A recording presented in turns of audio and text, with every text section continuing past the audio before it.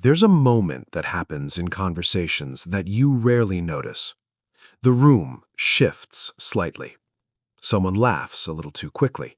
Another person explains themselves more than necessary, and you feel nothing unusual. You're just standing there, calm, listening. But something in the atmosphere tightens. You assume it's normal. You assume it's random. What you don't see is that your presence may be doing more than you think. The human brain is constantly scanning for hierarchy, not consciously, not dramatically, quietly. In milliseconds, people evaluate safety, status, certainty, and emotional control. This isn't about ego, it's about survival wiring. The nervous system wants to know who here is stable, who here is unpredictable, who here holds emotional ground. When someone appears emotionally regulated, the brain registers it as power. And power, even subtle power, can feel intimidating. You don't have to raise your voice. You don't have to dominate a room. In fact, the opposite is often true. The more contained you are, the more other nervous systems try to interpret you. Silence creates cognitive load.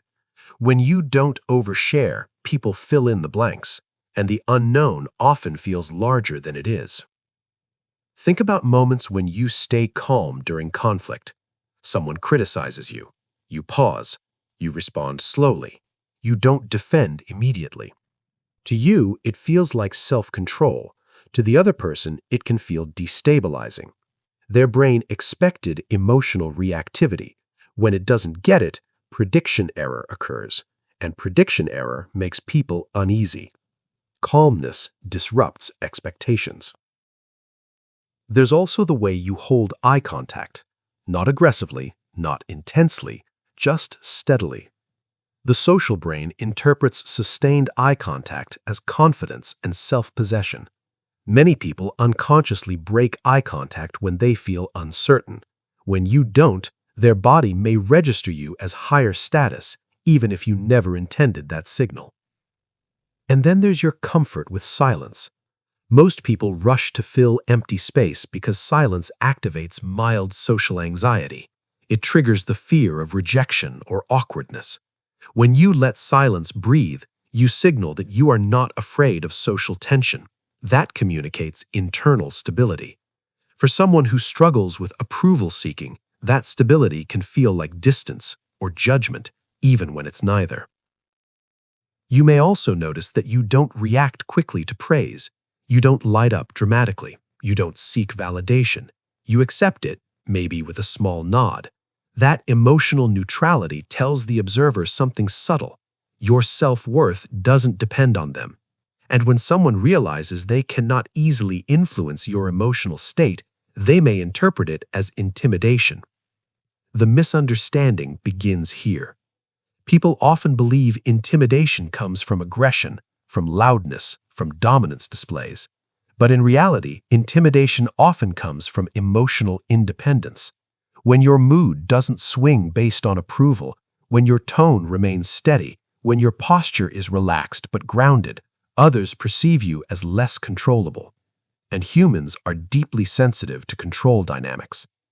If someone is used to gaining connection through emotional intensity, oversharing, joking excessively, self-deprecating, your composure may feel like a wall, not because you are cold, but because you are regulated, and regulated nervous systems don't chase. There's also the subtle signal of decisiveness. When you make choices without prolonged hesitation, it communicates certainty. Certainty reduces social negotiation. People who are unsure of themselves often look for micro-reactions to guide their behavior. When you don't provide those cues, they feel exposed to their own uncertainty. This is where intimidation quietly grows. You might notice people explaining themselves around you, justifying their opinions more than usual, softening their tone, laughing after statements that weren't jokes. That isn't random. It's the social brain trying to recalibrate, trying to determine where it stands relative to you. Your emotional regulation becomes a mirror. And mirrors can be uncomfortable. Because when you remain steady, others become more aware of their own instability. When you don't gossip, their gossip feels louder. When you don't complain, their complaints echo. You are not judging them, but your restraint highlights their impulses. The nervous system detects contrast. There's a deeper layer beneath all of this.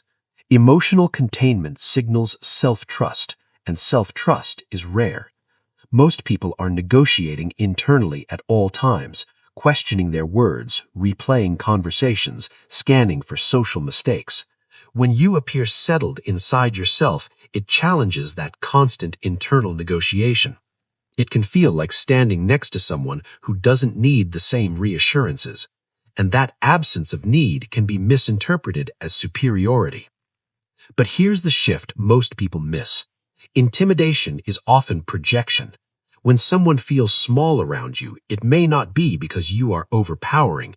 It may be because your steadiness amplifies their self-doubt. The brain prefers predictable emotional exchanges. If they cannot easily read you or sway you, their uncertainty increases. And uncertainty is uncomfortable. So they label you cold, distant, intimidating.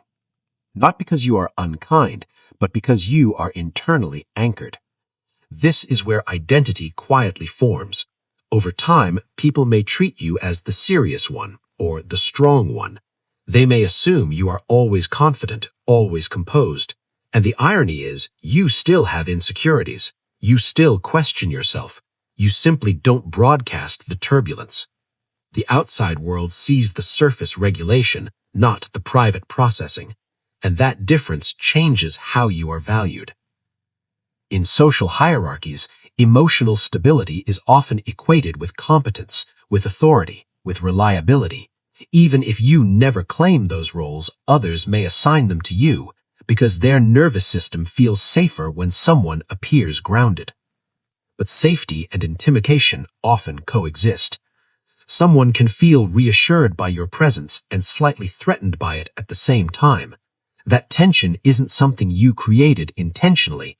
It emerges from contrast, from regulation meeting dysregulation, from certainty meeting hesitation. You don't have to shrink to reduce that effect. The deeper truth is this: intimidation is not about force. It's about emotional self-containment.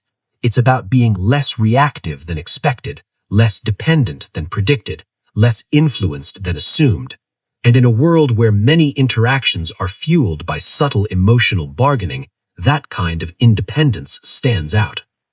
If you recognize these signs in yourself, the calm in conflict, the comfort with silence, the steady gaze, the measured responses, understand what they truly reflect. They reflect nervous system regulation. They reflect internal boundaries. They reflect a mind that doesn't immediately outsource its worth. Some people will find that grounding. Others will feel unsettled by it. Both reactions are information. You are not responsible for shrinking your regulation to make others comfortable, nor are you required to harden into coldness. The balance is awareness, knowing that your steadiness has impact, knowing that presence alone communicates. And perhaps the real realization is this: intimidation in its subtle form is often just the shadow cast by self-trust. When you stop performing for reassurance, when you stop rushing to soften every silence, when you allow your emotional state to remain your own, something shifts in the room. Not loudly, not dramatically, but unmistakably. And maybe the real question isn't whether you intimidate people. Maybe it's whether you are finally comfortable enough with yourself to stop needing to be less.